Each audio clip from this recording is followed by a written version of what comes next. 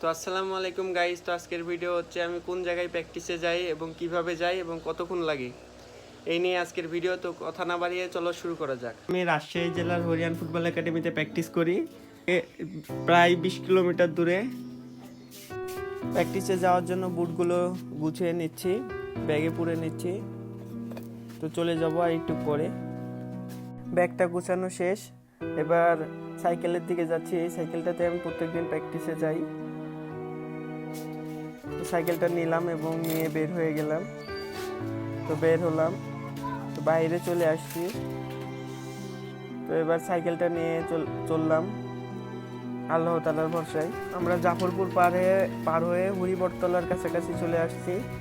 আপনারা দেখতেই পাচ্ছেন আবহাওয়া কি গরম, অনেক রোদ। এই তো আমরা হরিবরতলা বাজারের কাছে। তো আমরা একটু আগে হরিবরতলা পার হয়ে আসলাম। তো যাচ্ছি আরো দূরে, এখনো প্রায় 15 কিলোমিটার দূরে। বলতে আমরা জয়পুরহাট চলে আসছি। জয়পুরহাটের এই রাস্তা দিয়ে সোজা চলে যাব এবং গোবিন্দপুর বাজার হয়ে ভিতর দিয়ে চলে যাব। পূরণ করতে হলে অনেকই কষ্ট করতে হবে। যতটা সহজ মনে হচ্ছে স্বপ্ন পূরণ করা, ততটা সহজ না। তো এখনো আগাতে আমাকে বলতে কাটাখালী মেন রোডে চলে আসছি।